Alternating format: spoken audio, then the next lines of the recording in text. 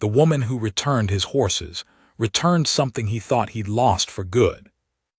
There were two of them when I rode out of Laramie in the spring of '78. My roan mare, Calla, and a 3-year-old gray gelding I'd taken in trade off a trapper who didn't need him anymore.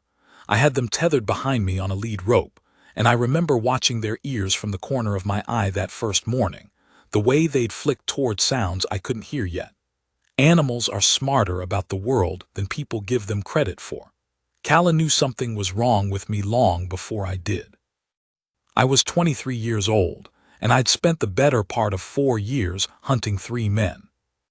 I'm not going to tell this the way most men would tell it, not from the beginning, not with the full dark shape of the thing laid out so you can see how it started and how it ended. I'm going to tell it the way I lived it, which is sideways and out of order, with the parts that mattered most coming back to me at strange hours in the night when I wasn't expecting them. That's how memory works when the thing you're remembering nearly took you under. I'll start with the horses, because that's where she comes in. I lost them somewhere between the Verde River and the eastern edge of the Mogollon. I'd made camp in a ravine I thought was sheltered enough, good rock on 3 sides, overhang above, the kind of place a man settles into and trusts too fast. Sometime in the night, no moon, no warning I caught, they were gone. The lead rope was still tied to the pine I'd staked it to. It had been cut. Not frayed, not broken, cut clean with something sharp, somebody who knew rope and knew horses and knew not to rush the job. I found where they'd been walked, not run, off to the east through a dry creek bed where the ground wouldn't hold tracks. Somebody knew exactly what they were doing. I woke up with nothing but my saddle, my rifle, my bedroll, and about 4 miles of hardpan between me and the nearest water I could identify on my map. The water turned out to be a seep, more mud than water, but I drank from it anyway and refilled my canteen from what little pooled at the bottom of the rock shelf. It took me 3 days to walk to a town called Cutter Springs. I want you to understand what 3 days on foot does to a man in that country in July. The way the sun sits on the top of your skull like a flat stone pressing down, the way the ground shimmers and moves at the edges until you can't entirely trust what's 40 yards ahead of you. The heat comes up off the rock as well as down from the sky so that you're caught between 2 sources of it. And after the first day, your mouth tastes like copper and your feet feel like they belong to somebody else. I walked into Cutter Springs in the late afternoon of the 3rd day with my boots cracked along the toe seam and my lips split and bleeding, and I sat down on the steps of the first building I came to, which turned out to be a feed store, and I just sat there. A man came out and looked at me the way you look at something that's fallen and isn't entirely sure it can get up. He asked if I needed water. I said I needed my horses. He brought me water anyway, 2 tin cups of it, one right after the other. His name was Harlan. He had a feed store to run and a wife out back, and he didn't owe me a thing, and he still brought me the water. I'd been hunting those 3 men since I was 19. I'm not going to say much about why, except that they came to my family's place in the San Joaquin Valley when I was away for 2 days helping a neighbor pull a calf that was turned wrong, and when I came back there was nothing left that I recognized. My mother, my father, the dog, even a brown cattle dog my father had raised from a pup, named Bucket for reasons I'd forgotten. Just the flat, stupid, total fact of what 3 men will do when they decide another person's life is worth less than what that person has. My mother was Kiowa. My father was a Tennessee man who'd gone west in 1849 looking for gold and found instead a valley in California where the grass grew tall and stayed green longer than he'd believed possible, and he'd put down roots and never gone back east and never seemed to miss it much. He was a quiet, square-shouldered man who fixed things when they broke and kept his word without making a ceremony of it. My mother was small and dark-haired, and she could read the weather off the way a horse held its ears. They'd been together 22 years when I came back from my neighbor's place and found what I found. That combination of blood, Kiowa mother, Tennessee father, made me something nobody quite knew how to classify in those years, and I'd learned young how to make myself hard to read. I kept my face still. I didn't talk more than I needed to. I found out how to move through the world without catching on anything, to be the kind of man people's eyes slide off of, which is useful in ways both good and bad. It took me 2 years to find the first of the 3 men. He was in Nevada, running a small freight operation out of a town called Elko, and I spent 6 weeks in that town before I was certain it was him. I'm not going to tell you the details of what happened. I'll tell you only that it was over and I moved on. Another 14 months for the second one. He was harder to find because he'd changed his name and gone into a different line of work entirely. Ended up in the logging camps up in Oregon, which was the last place I'd have looked. I found him because of something his partner in the original thing had told me, not willingly, before he was finished. The third one I'd been chasing for over a year when I lost the horses. He was the most careful of the 3, the one who planned, the one the other 2 had deferred to. He'd moved in patterns I couldn't quite predict, always a county or 2 ahead of me, and I sometimes wondered if he knew I was behind him. Probably he did. Men who plan like that tend to keep track of what's following them. I want to be honest about what 4 years of that does to a man, not to his body, though it does plenty there, but to whatever is inside you that makes you feel like you're a person, and not just a thing grinding forward on a track. By the time I walked into Cutter Springs, I didn't feel much of anything. Not anger, not grief, not fear, not hope. The hunting had burned all of that clean out of me, the way a wildfire burns a hillside fast and total, and what's left is just black ground that the rain runs off without soaking in. I ate when I thought of it. I slept when I had to. I talked to people when talking was necessary and otherwise didn't. I thought about the third man and where he might be and what the next move was, and I didn't think about much else. I was not a person living a life. I was a purpose walking around inside a person's body, wearing it out. I had been, before all of it, a reasonably ordinary young man. I'd liked horses and working outdoors and the particular quiet of early morning before a ranch got going. I'd had a friend in the valley, a boy my age named Wheeze, and we'd fished the river together on Sundays when we could and talked about all the things young men talk about when they think the future is a wide-open thing waiting for them. I'd had plans, modest ones, sensible ones. Save enough to get a piece of land somewhere, maybe north of the valley where the winters were milder than back east. Maybe raise cattle, maybe someday a family. That young man did not survive what I found when I came back from my neighbor's place. Not the optimism of him, not the plans, not the easy friendship, not the uncomplicated enjoyment of a Sunday morning on a river. None of it. I don't say that with self-pity, it's just what's true. You can lose things that aren't your life, things you don't notice you've lost until long after the losing, because in the immediate aftermath you're too busy surviving to take inventory. The horses were the one thing I felt anything about. Calla I'd had since before all of it started. She'd carried me out of California when I was 19 and raw and half crazy with grief and fury, and she'd carried me through 4 years of hard country, and she knew my weight and my moods the way an old friend knows them. When I was too far inside my own head, she'd do something to pull me out, turn sharp for no reason, or stand suddenly and lift her ears at nothing, forcing me to pay attention to the world around me instead of the one inside my skull. I'd talk to her sometimes when there was nobody else.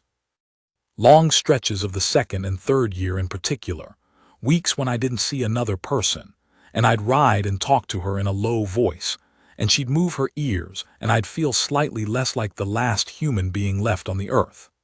The gray gelding I'd only had 8 months, but I'd taken a liking to him, his particular steadiness in rough terrain, and the way he never shied from what other horses shied from.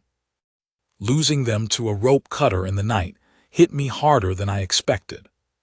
Sitting in the mud of that seep on the first morning, I'll admit there was a moment, just a moment, where I thought, maybe just stay here. Not because I wanted to die exactly, But because the prospect of continuing seemed so enormous and I was so completely emptied out, and the seep was at least cool and quiet and not asking anything of me, I didn't stay. I got up and walked toward where the map said there was a town. It took me most of that day to get moving properly. My legs had stiffened in the cold and the pack was heavy and the first few miles were slow and unpleasant. But I got moving, which was the whole point. You get moving. That's the thing. Whatever else is true, you get moving. The woman's name was Adeline Marsh. She found my horses. This is how I know. 4 days after I'd arrived in Cutter Springs, sleeping on a rope cot in the back of Harlan's feed store in exchange for stacking grain sacks each morning, a woman came through the front door and asked Harlan if anyone had reported 2 horses missing, a roan mare and a gray gelding, found loose in the lower section of her east pasture 3 days ago. She'd penned them and was trying to find the owner. I was behind a stack of oat sacks when she said it. I came around the corner. She was maybe 35, not tall, brown hair going to gray at the temples in a way she hadn't troubled to hide. She was wearing a work shirt with the sleeves rolled to the elbow, and there was a streak of something along her left forearm, axle grease or mud. I couldn't tell which, that she hadn't noticed or didn't care about. She was looking at Harlan with the direct, patient look of a woman who had been asking practical questions her whole life and expected practical answers. I said, "Those are mine." She turned and looked at me the way you look at something you haven't decided about yet. Not unfriendly, not welcoming either, just measuring. "You're sure?" she said, not quite a question. "The mare has a nick in her left ear, old scar on her right shoulder from a wire fence, maybe 3 inches long. The gelding has a loose shoe on the near fore." She nodded slowly. "He does. I pulled it before it took the whole hoof and reset it yesterday." Something shifted in my chest, a gear that had been sitting still moving once, just the one click. I said thank you. 2 words. Meant them more than I could say, more than I would have been able to explain if she'd asked, which she didn't. She said her name and told me where her place was, about 6 miles east, on the far side of a dry creek called the Rincon. She said my horses were in her lower pasture eating her grass, and I was welcome to come get them when I was ready. Said it the way you state a fact. Then she bought 40 pounds of oats, settled with Harlan, and drove her wagon back the way she'd come. Didn't ask my name. Didn't ask how I'd lost them or what I was doing in this country. Just told me what I needed to know. I watched her wagon go, and then I stood there in the doorway of the feed store for a while. I wasn't in any shape to ride 6 miles that afternoon. My feet were still in bad order from the walk. Harlan's wife, Bet, had looked at them the first evening and made a sound I didn't like, and put some kind of salve on them that stung like fire and helped more than I wanted to admit.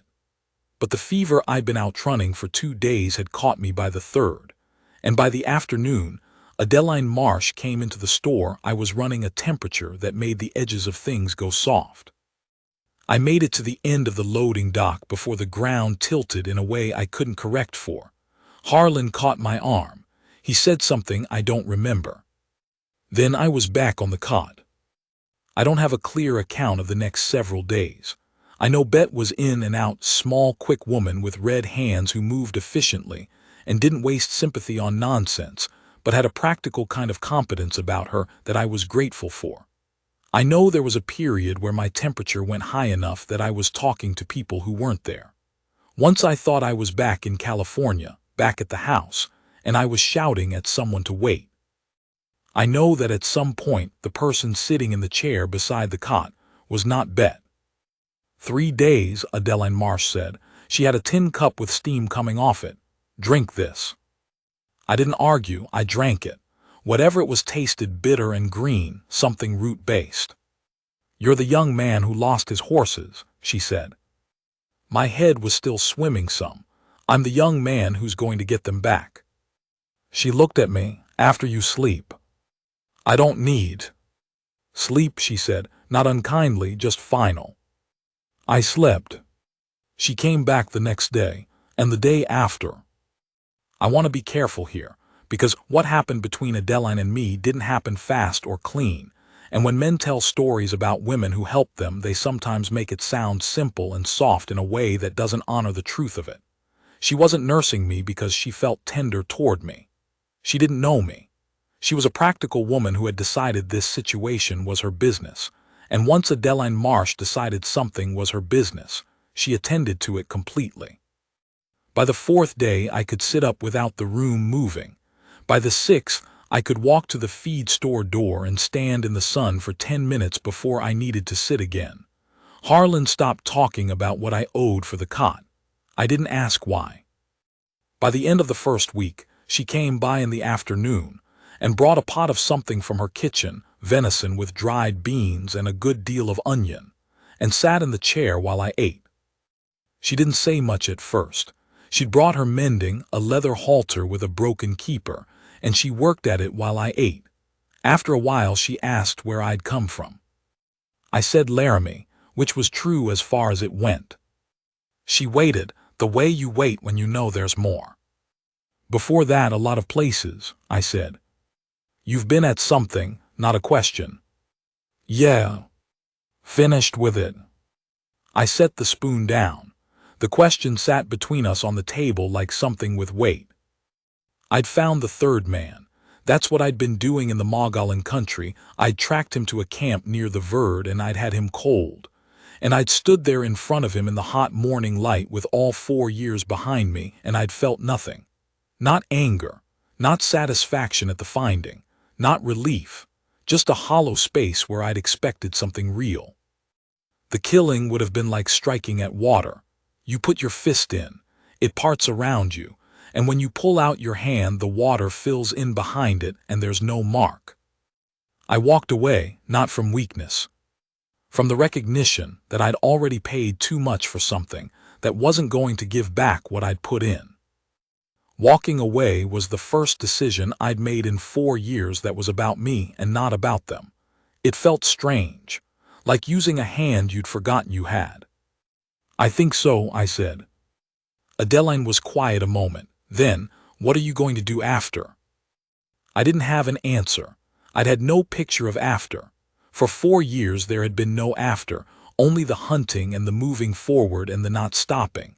I was a man who'd sharpened himself into a single-purpose tool, and the purpose was gone, and I was left lying there, sharp for nothing. I told her that, not in those words but close, that I didn't know, that I hadn't thought that far. She looked at me for a long moment.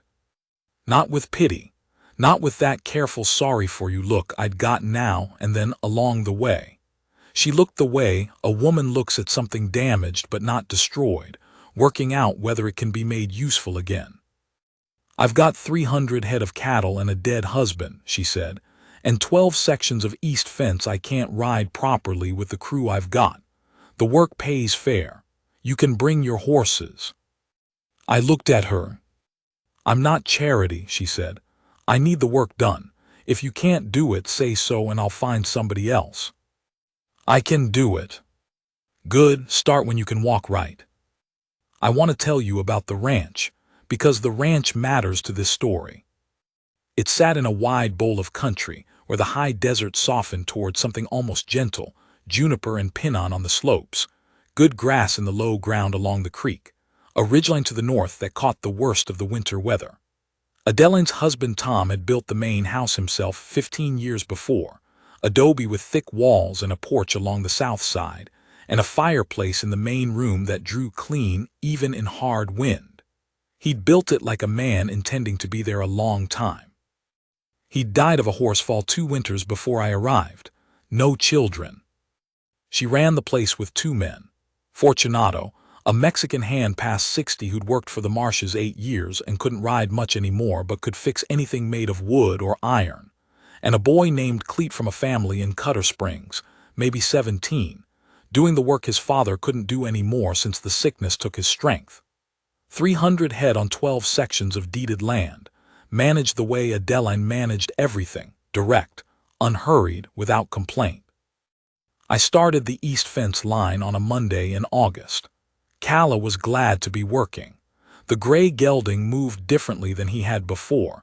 Something freed in his gait since Adeline had fixed that shoe and the hoof underneath. I noticed it and didn't know what to do with the gratitude, so I just rode. 12 miles of wire through rough country, bad wire in places, leaning posts, 2 spots where cattle had pushed through and somebody had twisted the wire shut again but not done it right. I fixed what I could from horseback and marked what needed the wagon and the tools. Came back to the yard at dusk with a list. Adeline was on the porch. She took the list and read it without comment. Then she told me what she needed from town, what she had in the barn already, what she wanted done first. We stood at the porch railing in the last of the daylight going through it, problems and solutions in sequence. Nothing else.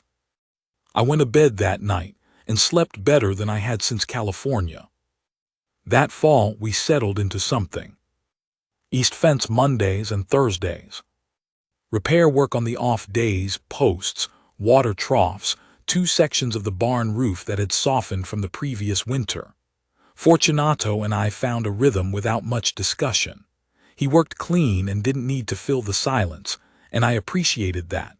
We'd work alongside each other for hours and not say much beyond what the work required. Hand me that, hold this, try it now.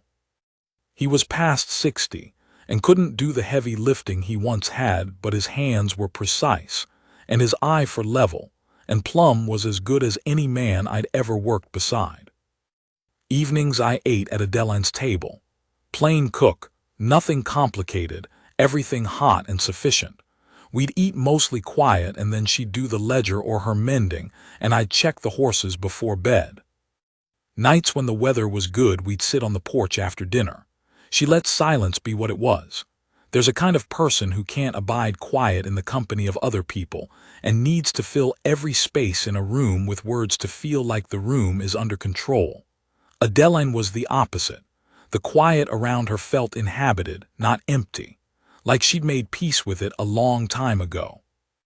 Sometimes she'd raise something about the ranch, a problem she was working through, a question about the cattle, what she thought the coming winter would do to the north pasture. She asked my opinion and listened to what I said and disagreed when she disagreed without making a performance of it. She had 14 years of experience on this land to my none, and she knew it, and yet she asked.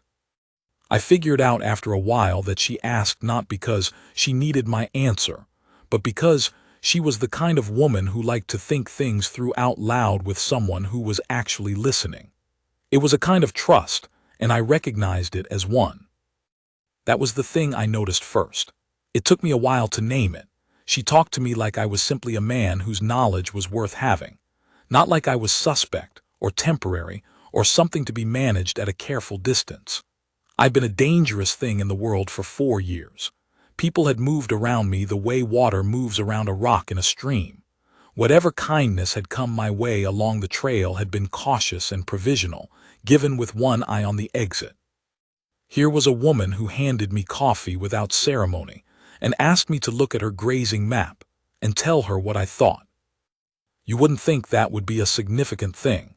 A woman asking your opinion about pasture rotation. It was significant.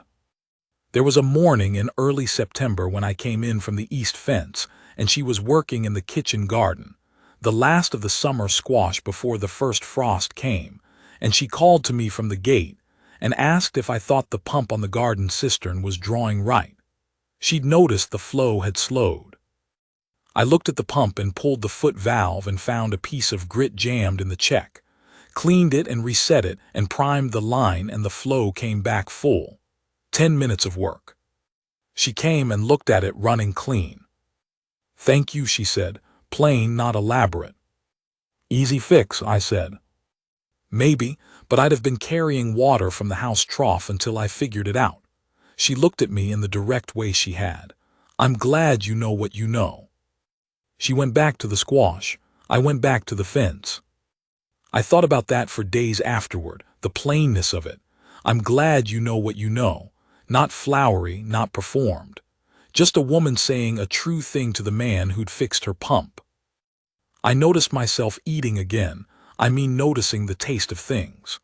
I noticed the way Calla turned her head when I came into the barn each morning, that big dark eye, which she'd always done but I'd stopped seeing. I noticed the smell of the horses in the cold, and the way the light went copper along the ridgeline at dawn. I noticed that Fortunato hummed under his breath when he was working, a tuneless private sound, the same fragment of a melody over and over, and that I'd started to find it companionable rather than indifferent. I noticed the sound the porch boards made under Adeline's boots in the evening. I noticed the stars from that porch were more stars than I'd looked at in years, because looking required being somewhere, and I'd been too busy moving to be anywhere. Small things, green things pushing up through black ground. One afternoon in late September, I came back from the east line to find a steer down in the near pasture with a bad foreleg. He'd gone through the fence wire in the night somewhere and torn it up. I got off Calla and looked at the leg, and it was bad but not past fixing. Adeline came out and looked too. We went back and forth about it for a few minutes, what the leg needed, whether the animal was worth the work, what the alternative was. She listened to what I said about the leg. I listened to what she said about the value of the animal and the costs of the season. We decided together, put the leg in a wrap and got the steer into the small pen and kept him on feed and watched him for a week. The leg came around, not fast and not perfect, but he walked on it. Cleet was there for some of that week, checking the steer each morning. He looked at me once and said, "You know cattle medicine?" "Some," I said. "Where'd you learn it?" "I thought about that. Moving around," I said. He nodded like that was a sufficient answer, which in that country at that time it mostly was. Men learned things moving around. Nobody pushed hard on where. But after he'd gone back to his other work, I stood at the steer's pen for a while and thought about where I actually had learned it. From a cattleman in Nevada who'd taken me in for 2 weeks in the winter of '75, when I was still in the early part of the hunting, and I'd been traveling too fast in bad weather and my horse had thrown a shoe, and I'd had to wait out the cold. That man had showed me how to wrap a leg and read a hoof, and tell the difference between a sprain and a fracture by how the animal put its weight. He'd been a quiet, patient teacher who asked nothing of me, and I'd stayed the 2 weeks, helped him with his work, and ridden on.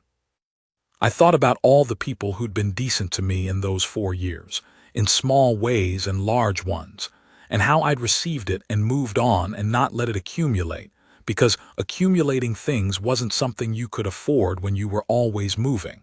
And I thought about what it might mean to stop moving, to let decency accumulate, to stay somewhere long enough to owe something back.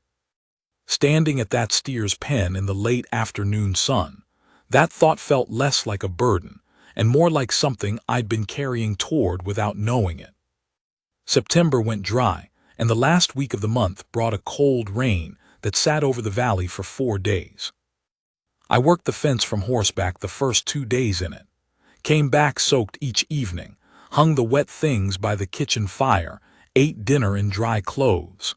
On the 3rd day, Adeline told me to stay in and help Fortunato with the swelled doors. 3 of them, kitchen, tack room, main room to porch. We pulled them one at a time, planed and fitted and rehung. Fortunato tested each door twice before he called it done. He was satisfied with nothing but right, which is the best trait a man can have with his hands. That afternoon, planing the kitchen door, he said without looking up, "She's a good woman, Donna Adeline." "I know it," I said. "Tom Marsh was a good man. She doesn't speak of him often anymore, but she thinks about him still. You see it sometimes when she thinks no one's watching."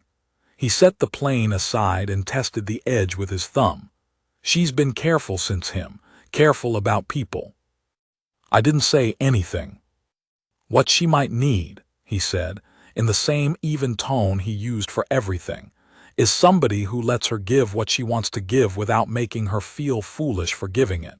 She's not the kind of woman who needs saving. She'll say that herself." "She already has," I said. He nodded like that was the right answer. We hung the door, it fit clean. In October, I found myself thinking about staying through winter. I hadn't planned on it. I hadn't planned on much of anything. which was its own strange new feeling after years of planning nothing but the next move. But October came in cold and bright, the aspens on the north slope going yellow all at once. The whole hillside changed overnight into something that almost hurt to look at. The valley settled into itself for the season. The cattle came down from the high summer ground without being pushed, as if they knew what was coming. The days got shorter and the mornings got quiet in a different way, and the light in the afternoons had that particular thick gold quality it gets when the sun is low, and I rode the east fence in it and didn't think about anywhere else. I mentioned it once, offhand, at dinner. Something about the passes and the weather and whether I should be moving north before things closed. I said it looking at my plate, not sure why I was raising it. I think I was raising it to hear what she'd say. Adeline was mending a boot. She didn't look up. "The east fence won't right itself in January," she said. "I know that. And Cleet's father is getting worse. He may not be in after November." She turned the boot and looked at the seam. "I'm not asking you to stay. I'm telling you the situation. What you do with it is your business." I looked at her. She kept her eyes on the boot. "All right," I said. She went back to the mending. That was all of it. I went to bed that night knowing I was staying, and it felt less like deciding something than like recognizing something already decided that I'd been slow to see. I'd had a thought now and then in those weeks, a specific thought I want to try to describe because I think it matters. For 4 years, whenever I'd settled somewhere for more than a few days, there'd been a part of me always already halfway out the door, always already calculating the next move, the next direction, what lay between me and the third man. Even sleeping, I'd been in some way alert and provisional, as if the mattress under me knew it was temporary and held me differently for it. That feeling was gone. I'd noticed it going and hadn't named it until October when I caught myself, late one afternoon while I was mending the southwest corner post of the east fence, looking at the sky over the Rincon and thinking about nothing but the post. Not about where I was going next, not about the third man, not about California or what I'd lost or what I'd spent 4 years not being able to grieve. Just the post and the tamped earth around it and the wire tension and the coming angle of the sun. I finished the post and rode back to the yard in the last of the afternoon light, and I thought, this is what it's like to be somewhere. It had been a while since I'd known. November brought the first real cold, and we got into the work of winter. Different texture to ranch work. When the season turns, you stop expanding, start protecting. Cattle off the high ground before the first hard freeze locked the creek, water troughs covered. The cracks in the barn's north wall chinked before the wind found them. Adeline was in all of it alongside us. She rode when there was riding to do and drove the wagon when that was needed. She had a particular competence with the cattle that came from 15 years of knowing this specific ground and these specific animals, and I'd watch her cut a steer out of a bunch and feel something like admiration for the economy of it, no motion wasted. She made a beef pie one evening in November with a thick crust. I ate 2 plates of it and said so when I was done, said it was the best thing I'd eaten in longer than I could remember.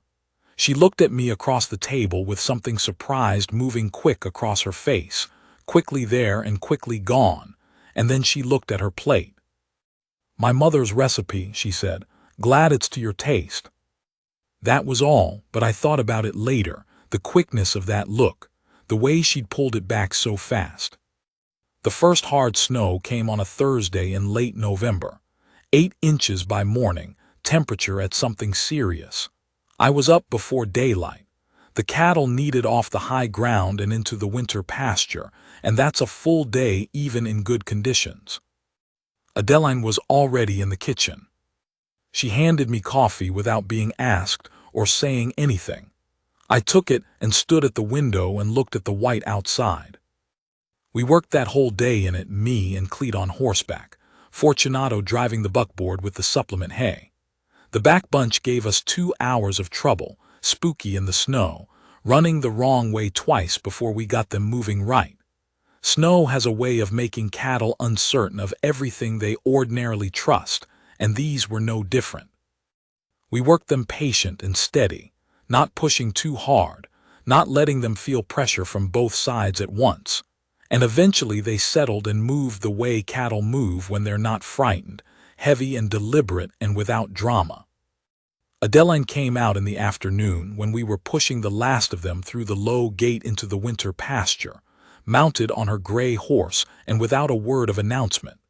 She positioned herself on the far flank without being asked, cutting off the angle clean, and we had them through in 10 minutes. Riding back to the yard in the last light, she pulled alongside me. Our horses were blowing hard, breath coming white and thick in the cold air. The sky had gone that particular dark blue you only see in deep winter right after the sun drops, and the snow was going blue with it, and the yard lights were coming on yellow through it. She said, "I couldn't have done that today without you." I looked at her. She was looking straight ahead at the yard. "Yes, you could," I said. "Not the way it went. The back bunch would have run and we'd have been out there another 2 hours in the dark." A pause. "I'm not a woman who says things she doesn't mean." "I know. I want you to know you're useful here, really useful, not just kept on out of habit." She glanced at me then, quick, a moment, and back to the yard. "It matters to me that you know it, that it's not charity." We rode into the yard, and I got down and took her horse's reins, while she dismounted and got her feet under her on the slick ground. "I know that," I said. "Good," she took her reins back. "It matters that you know it." She walked her horse into the barn. I stood there in the snow and the last of the blue light, and something in my chest moved. That gear. The one that had been turning a single tooth at a time since that day in the feed store, and this time it turned a full rotation and didn't stop. December settled over the valley, and the cold became the fact everything else organized around. By then the shape of what was between Adeline and me had become something neither of us could keep pretending wasn't a shape. 4 months on her land. I knew how she took her coffee.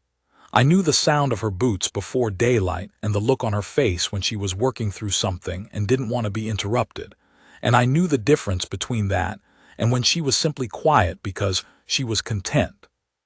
She knew I went still when something was sitting wrong with me, and she'd learned not to push but to stay nearby, which is a particular kind of grace and not a small one. One evening in December I was at the kitchen table after dinner, and she was at the counter with her back to me, going through the ranch ledger. The fire was going. The kitchen was warm. Outside the window over the sink the stars were hard and bright and close, the way they get in that country in deep winter when the air is cold and still and dry. I was watching her work, not trying to hide it. She turned and caught me, and she didn't look away. For a moment, neither of us said anything. Then she said, "You're going to have to decide something." "I know it." "I'm not a young woman," she said, in the same plain way she said everything, "and I'm not a woman who does things halfway. I had one marriage and it was good, and I'm not interested in anything that isn't what it's supposed to be." She set the ledger down. "So if you're thinking about staying on through spring, that's one thing, and I've already told you I want that. But if you're sitting there thinking what you look like you're thinking, that's a different question, and I need you to be sure before you come at it." I sat with it for a moment. The fire settled. Outside, a long way off, a coyote called once and then was quiet. "I haven't been sure of much in a long time," I said. "I want to be honest about that." "I know. But I'm sure of this." I looked at her. "I'm not leaving in the spring. I don't want to leave, and I won't. What I want is to be here on this land with you, doing this work. That's what I want. I've wanted it for 2 months, and I was just slow recognizing that wanting something was a thing I was still allowed to do." She was quiet for a long moment, that measuring look she'd had since the first day in the feed store. "All right," she said, "then we understand each other." She came and sat down across from me at the table, set her coffee cup down. Then she reached across and put her hand over mine where it rested between us, not gripping, just there. Her hand rough from work, warm, steady. I turned my hand over under hers so our palms were together, and I felt her fingers close around mine, and I felt the whole long weight of those 4 years sitting quietly in me for the first time since I was 19 years old. Not gone, not forgiven, just still. Like a fire burned all the way down to embers that aren't going to spread anymore. We sat there a long time. The fire burned. Outside the stars wheeled slow and cold, and the valley held still under all that dark. I want to try to tell you what I was feeling sitting there. It's not easy to put into words because it wasn't a simple feeling. It wasn't happiness exactly, not the clean kind you feel when something goes right and you know it right away. It was more complicated. There was relief in it, and a kind of steadiness I hadn't had in years. There was also grief, which surprised me, grief for the years that had been what they were, for the boy who'd left California at 19 and worn himself down to almost nothing on the way to this kitchen in Arizona. For my parents, who I thought about every day and had never been able to really mourn because mourning required stopping, and I hadn't been able to stop. And underneath all of it, steady and warm and unmistakable, was this. A good woman had her hand in mine, and she'd chosen to put it there, and she hadn't looked away when I'd told her the truth of what I wanted.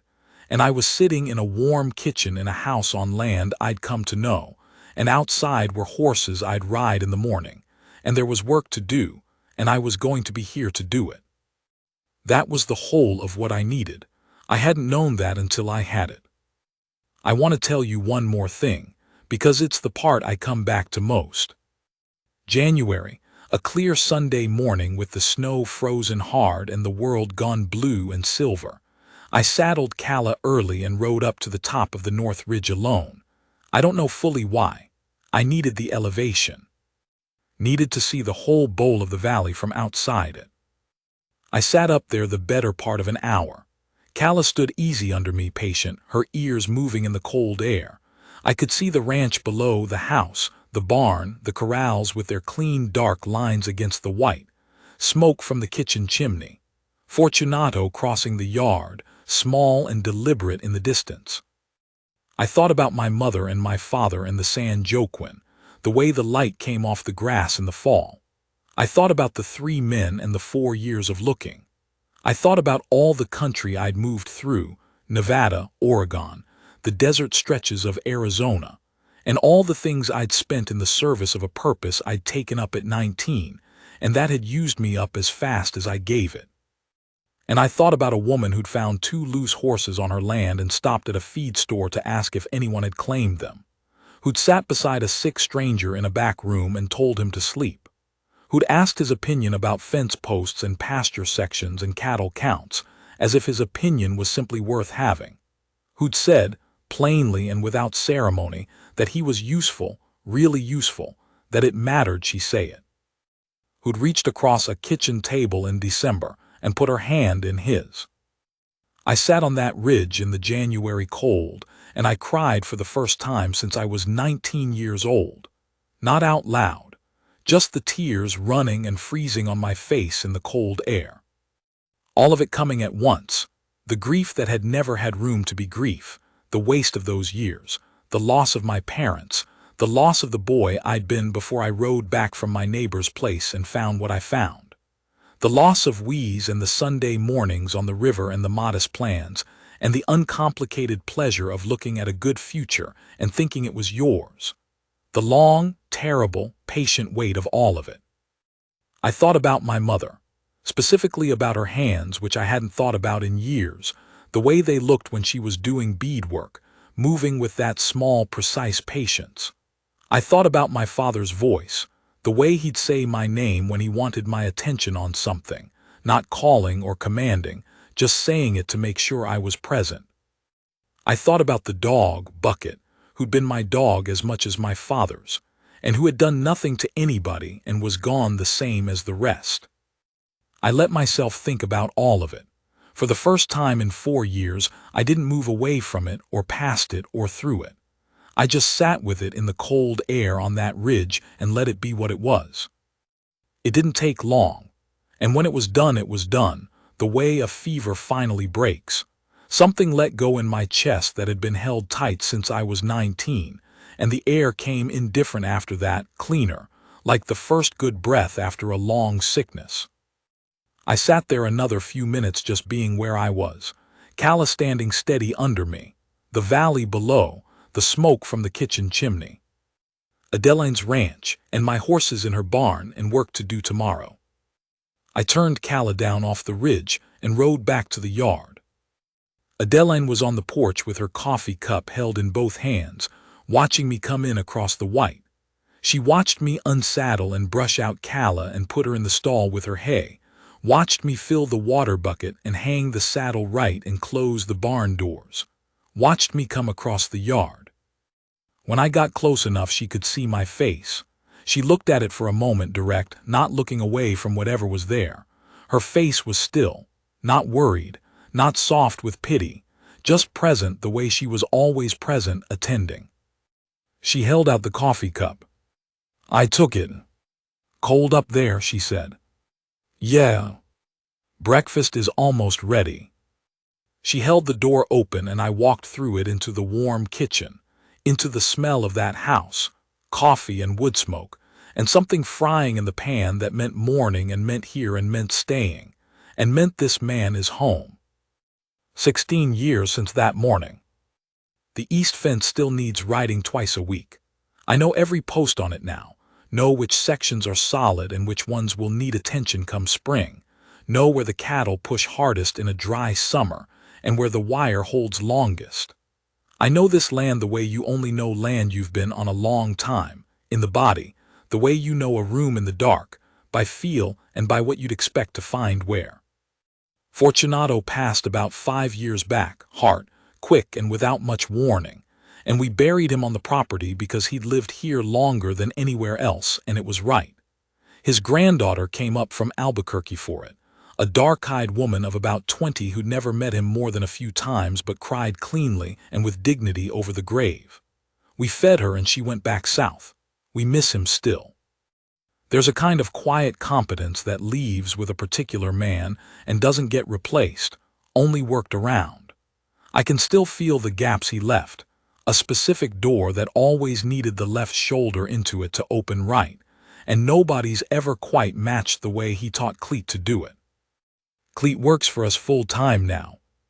He's a grown man with a wife and 2 daughters, and a foreman's head that I trust completely. His father died the winter after I arrived, the sickness finally taking what it had been working on all that time.